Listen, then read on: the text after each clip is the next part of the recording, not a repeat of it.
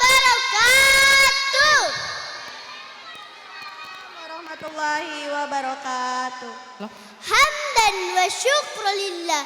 Assalatu wassalamu ala nabiyil Mustafa Muhammadin wa ala alihi wa sahbihi wa sallim ajma'in, amma ba'du.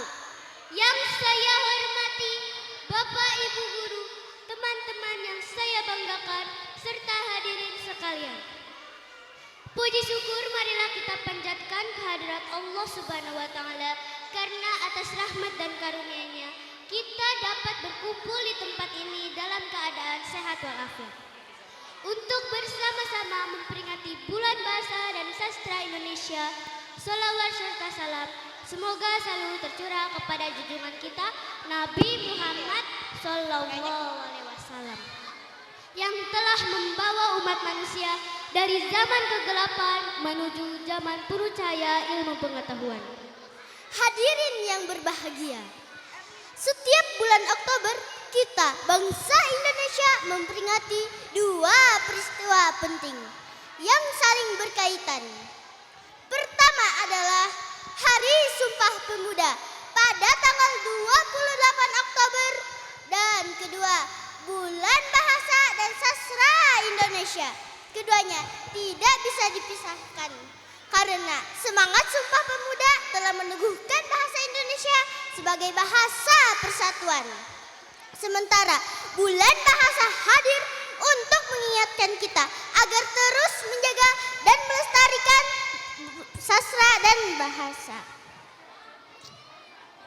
Sejarah mencatat bahwa pada 28 Oktober 1928 para pemuda dari berbagai daerah berkumpul dan menyatukan tekad.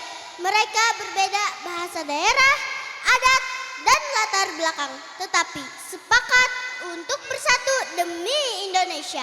Dalam ikrar yang kita kenal dengan Sumpah Pemuda terdapat butir penting.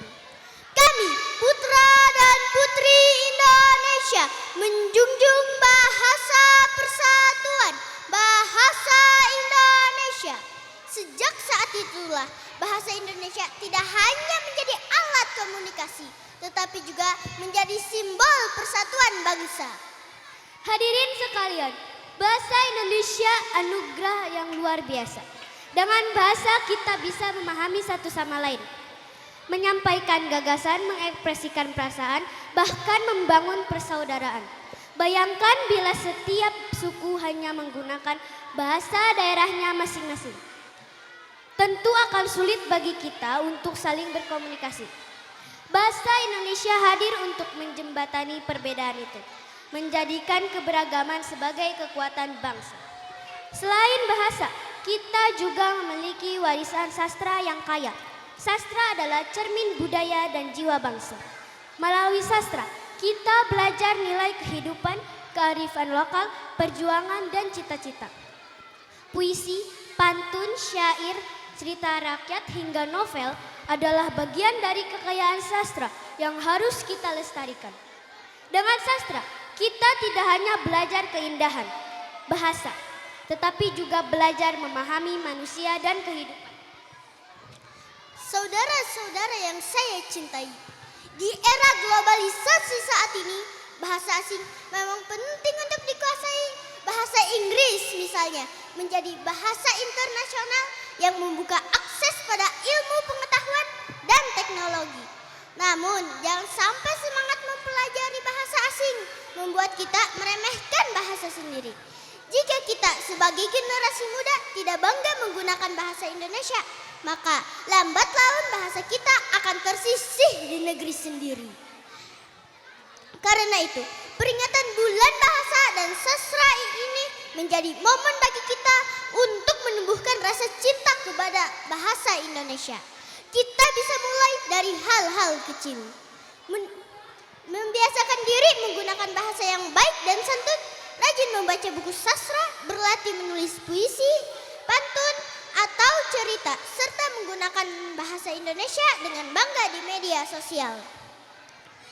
Dengan begitu, bahasa Indonesia tidak hanya hidup di ruang kelas, tetapi juga tumbuh dalam kehidupan sehari-hari. Teman-teman yang saya banggakan, kita adalah generasi penerus bangsa. Tugas kita bukan hanya menikmati warisan dari para pendahulu, tetapi juga merawat dan mengembangkannya. Mari kita warisi semangat para pemuda 1928. Mereka rela berkorban, bersatu dan menjunjung bahasa Indonesia sebagai pemersatu bangsa. Tugas kita sekarang adalah menjaga bahasa dan sastra tetap hidup agar tidak terkikis oleh zaman.